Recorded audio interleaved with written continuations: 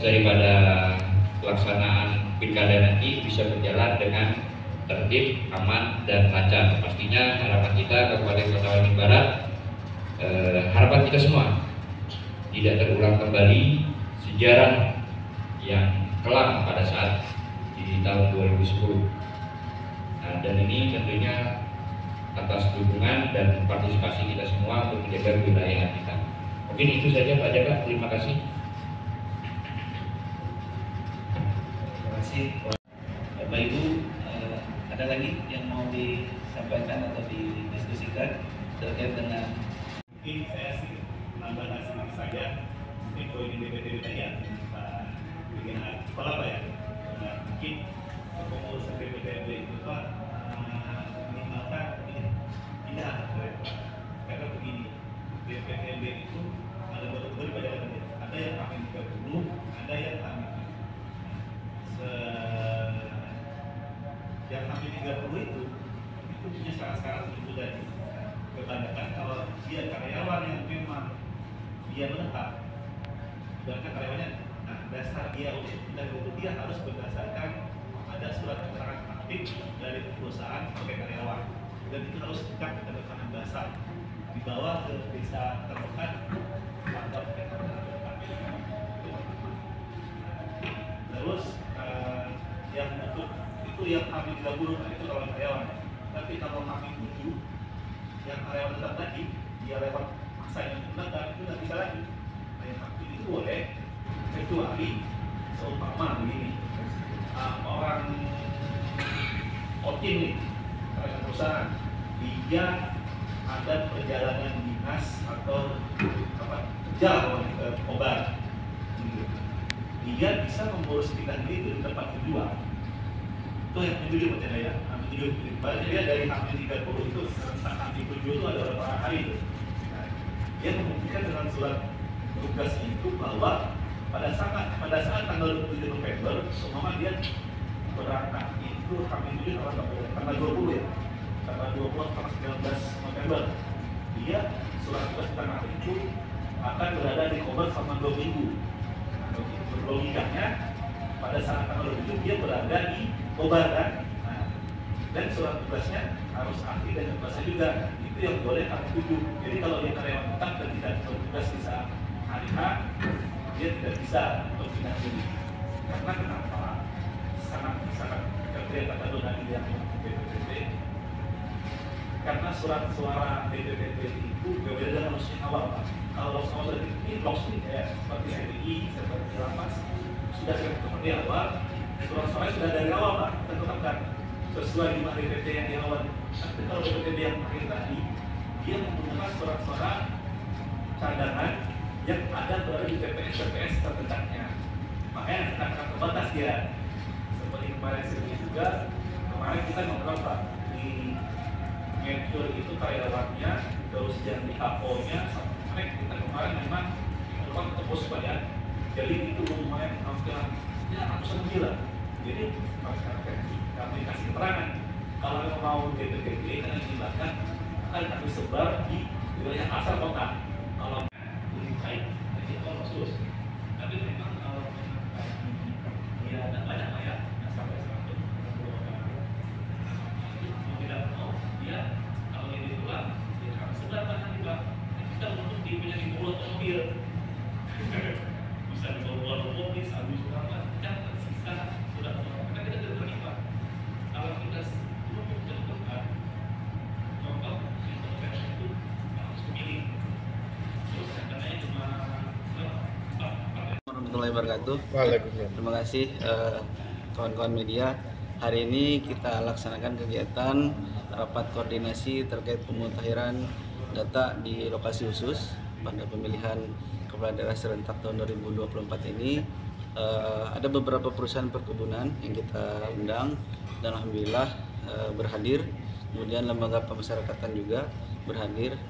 Potensi untuk didirikannya TPS lokasi khusus tadi dari hasil diskusi ada satu perusahaan perkebunan yang menyatakan pengen didirikan TPS khusus. Kemudian untuk lembaga pemasyarakatan. Kenapa lembaga pemasyarakatan? Karena memang lokasinya terisolir, karena memang harus ada di situ. Karena ada warga-warga yang punya hak dalam pemilihan nanti di TPS. Rencananya berapa loksus? Untuk rencana jumlah loksus kita mutakhirkan data dulu, Oh, siap. Pak. Ya, karena ini kita sampaikan data nanti pom-pom yang harus diisi oleh perusahaan dengan lapas juga.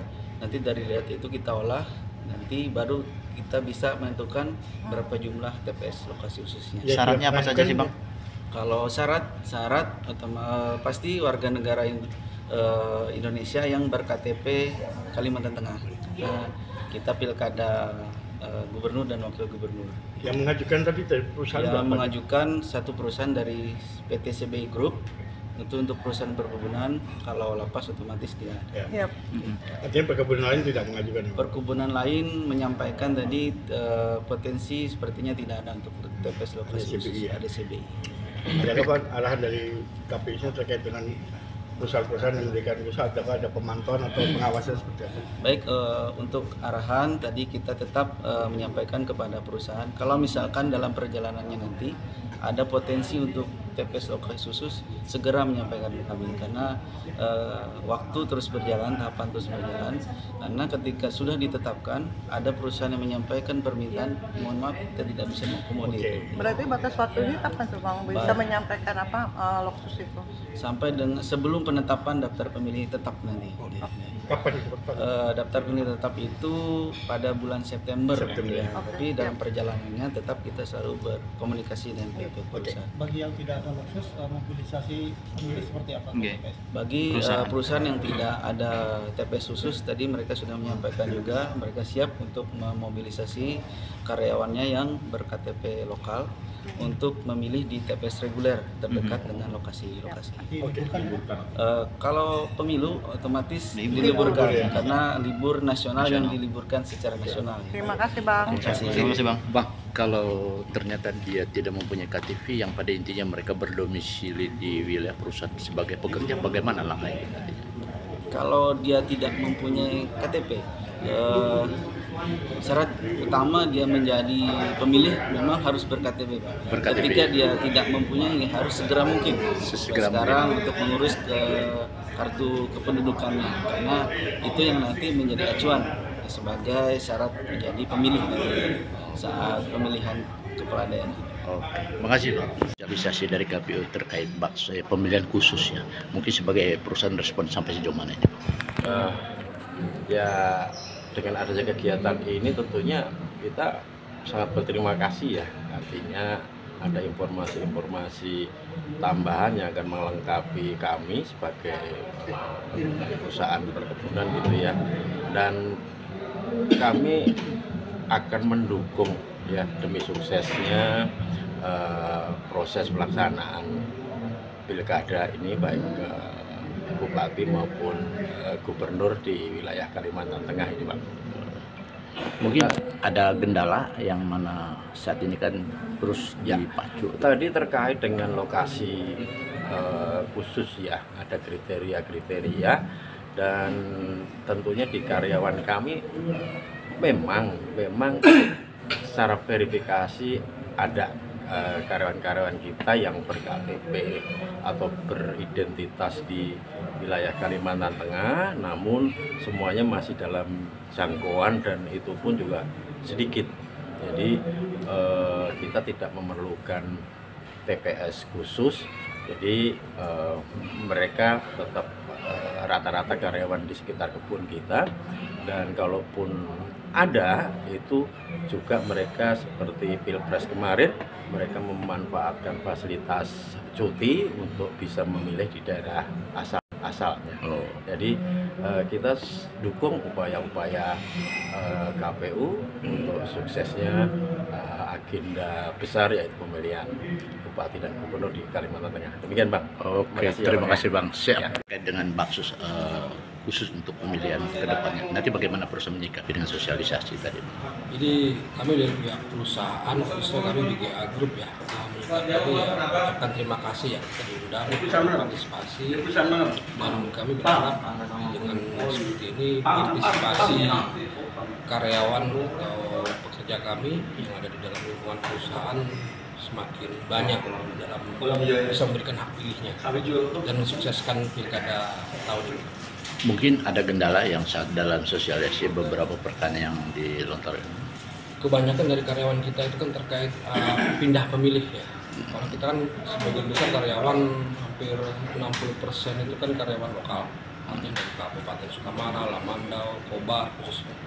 Jadi kalau untuk wilayah-wilayah yang dari kabupaten lain kayak Kotim, Palangkaraya, Papua, Pisau itu kan ada juga, tapi nggak banyak. Nah itu yang biasanya terkendala terkait pemindahan pemilih itu. Nah itu yang tadi kita tanyakan juga dengan teman-teman dari PKM Kobar, dan kita siap untuk memberikan perlengkapan untuk melakukan sosialisasi yang nanti membantu kita juga di lingkungan perusahaan untuk mensosialisasikan tata caranya. Gitu. Oke.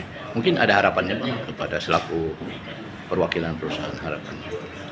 Kami dari perusahaan itu berharap pilkada ini sukses, kemudian damai, dan mendapatkan pemimpin yang terbaik lah di antara yang